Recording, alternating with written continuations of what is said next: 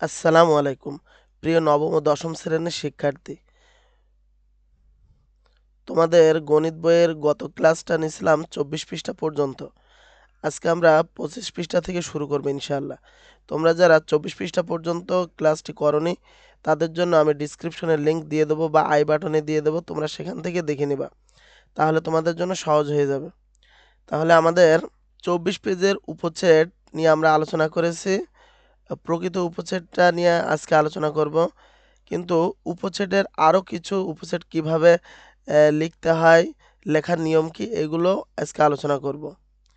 তা উপচ্ছেদ যদি বলা হয় এ এর এ বি একটা ছেদ দেওয়া আছে, এর উপচ্ছেদ লেখো। তা এর যদি উপচ্ছেদ লিখতে বলে তাহলে তোমরা কিভাবে লিখবা?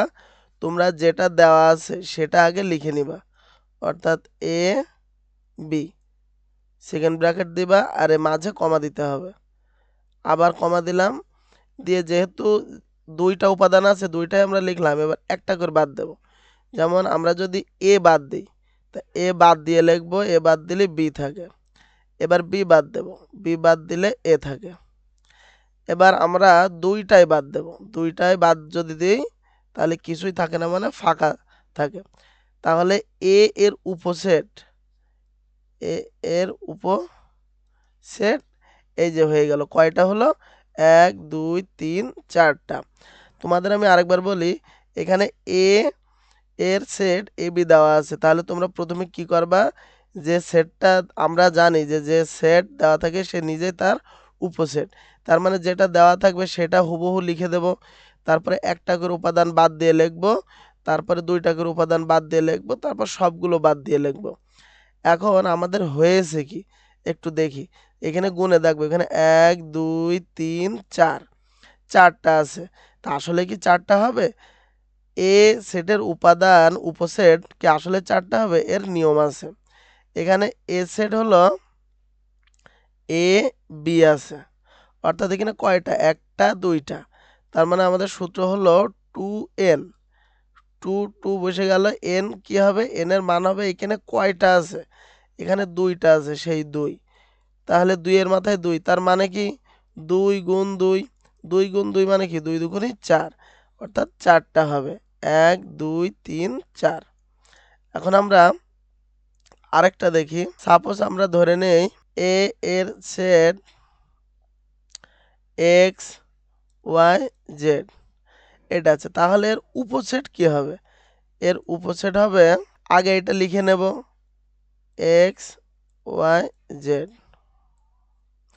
তারপরে কি লিখবো? একটা বাদ দেবো, এটা বাদ দিই, দিলে থাকে ওয়াই জেড।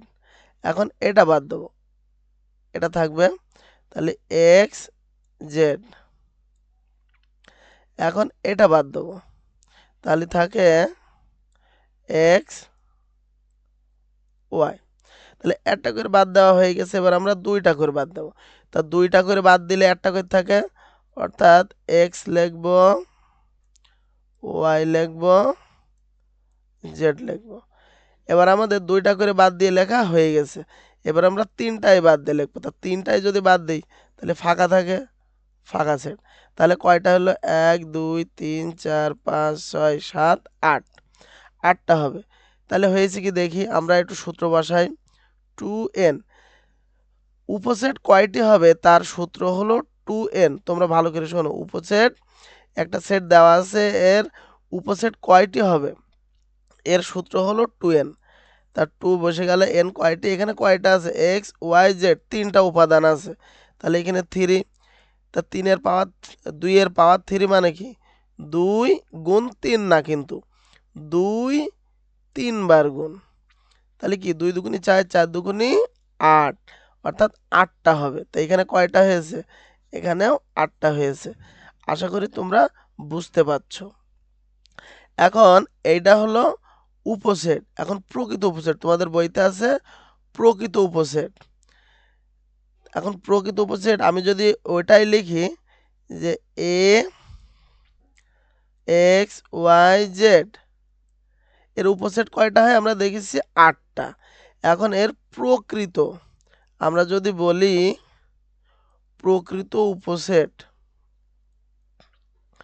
উপসেট কয়টি লেখো। তো কয়টি এর সূত্র হলো 2n-1, 2n-1। তা 2 মানে কি, 2 মানে 2n মানে এখানে যে কয়টা আছে 3টা আছে, 3 -1। তাহলে এখানে 2 3 বার গুণ করলে 8 বিয়োগ 1, তাহলে 8-এর তো 1 বাদ দিলে 7, অর্থাৎ এর উপসেট হয়েছে 8টি এবং এর প্রকৃত উপসেট হবে 7টি। অর্থাৎ উপসেট যা হবে সেখান থেকে প্রত্যেকবার একটা করে বাদ যাবে, সেটা হবে প্রকৃত উপসেট। তাহলে এর আগে ছিল এক 2, সাপোজ এটা দিলাম, তাহলে এর উপসেট কি হবে, উপসেট হবে 2n। n কি, 2টা, 2 দুগুণে 4। তাহলে এর এই যে এ সেটের উপসেট হবে 4টি, তাহলে এর প্রকৃত উপসেট কি হবে, অর্থাৎ এখান থেকে 1 বাদ যাবে, তাহলে হবে 3টি। অর্থাৎ এর প্রকৃত উপসেট হবে 3টি, যার সূত্র হলো 2n-1। এখন তোমাদের প্রশ্ন থাকতে পারে যে উপসেটে যদি 4টা হয়, প্রকৃত উপসেটে একটা কমে যাচ্ছে, কোনটা কমে যাচ্ছে, একটা 1 যে বাদ হচ্ছে সেটা কোনটা। ওই যে তোমাদের বলেছি যে সেট যেটা দেওয়া থাকবে উপসেট লিখতে গেলে সেটাই আগে লিখে নিতে হয়। এই যে সেট যেটা থাকে সেটাই যে আগে লিখে নিতে হয়, এই উপাদানটাই বাদ দিতে হয়, এটা বাদ দিলেই ওই একটা কমে যায়। আশা করি তোমরা বুঝতে পারছো। তাহলে উপসেট লিখতে বললে কিভাবে লিখবা তোমরা জেনে গেলে। উপসেট কয়টি যদি টিকে আসে, যে যেমন এখানে a সমান xyz, এর প্রকৃত উপসেট কয়টি সূত্র দিয়ে বের করে ফেলবা, বা উপসেট কয়টি এটাও সূত্র দিয়ে বের করে ফেলবা। তা আশা করি তোমরা উপসেট এবং প্রকৃত উপসেট আসলে তোমরা পারবা, টিকে আসুক বা রিটার্ন আসুক। এই যে আমি যে আলোচনা করলাম, এখানে আছে উপসেট এবং এখানে প্রকৃত উপসেট এখানে দেওয়া আছে। তোমরা প্রকৃত উপসেটের সংজ্ঞাটা তোমরা পড়ে ফেলবা। এখন এখানে 5 নাম্বার বলেছে pxyz এর উপসেটগুলো লেখো। তাহলে এর উপসেটগুলো আমরা লিখবো, আগে পুরোটা লিখে নেবো, একটা করে বাদ দিয়ে দিয়ে লিখবো, দুটো করে বাদ দিয়ে দিয়ে লিখবো, তারপর সবগুলো বাদ দিয়ে ফাঁকা। তাহলে প্রকৃত উপসেট কি লিখবো, একটা কম হবে, এখানে যা হবে সেখান থেকে একটা কম হবে, কোনটা কম, এই যে এই যে সেট যেটা দেওয়া থাকে এইটাই তো আগে লিখতে হয় হুবহু, এইটাই বাদ দিয়ে লিখলে সেটা হয়ে যাবে প্রকৃত উপসেট, যার সূত্র হলো 2n-1। আর উপসেটের সূত্র হলো 2n। সেটের সমতা, তা সেটের সমতা এখানে তোমরা একটু দেখো, এ সেট দেওয়া আছে 3 5 7, এখানে বি সেট দেওয়া আছে 5 3 3 7। এখানে দেখো এখানে 3 আছে, এখানে আছে, এখানে 2 বার আছে, তাতে কোনো সমস্যা নেই, যতবারই থাকুক 3 আছে কি এটা দেখবা। এখানে 5 আছে, এখানে আছে 7 আছে, এখানে আছে। তার মানে এ সেটে যা যা আছে বি সেটেও তাই তাই আছে, তার মানে এ দুটো হচ্ছে সমান। তা সমান যদি হয় তাহলে এ সমান বি আমরা লিখতে পারি। তাহলে তোমরা কি দেখবা, এখানে যে উপাদানগুলো আছে সে উপাদানগুলো এখানেও আছে কি, তা সেটা যদি একাধিকবার থাকে তবুও সমস্যা নেই। এখানে দিয়েছে এ সেট 3 5 7, এখানে দেখো 3ও আছে 5ও আছে 7ও আছে, 7 2 বার আছে, তাতে কোনো সমস্যা নেই, 3 আছে 5 2 বার আছে, কোনো সমস্যা নেই।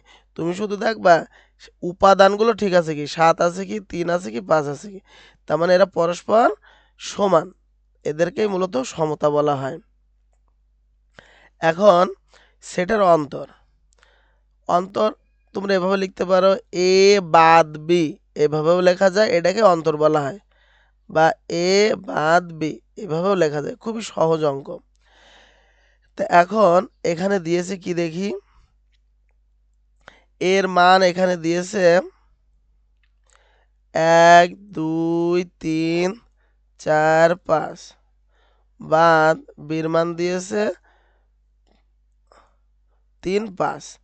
এখন আমরা 3 আর 5 যদি এখান থেকে বাদ দিই, তোমরা একটু মনে রাখবা এখানে যেটা থাকবে সেটা এ পাশতে বাদ দিতে হবে, এ পাশতে বাদ দিয়ে, যেমন এখানে 3 আর 5 আছে, তাহলে 3 আর 5 বাদ দিলাম, দিয়ে এখানে কি থাকছে, এখানতেই কিন্তু বসাতে হবে, এখানে থাকছে 1 2 আর 4, তাহলে এখান থেকেই বসাই দেব।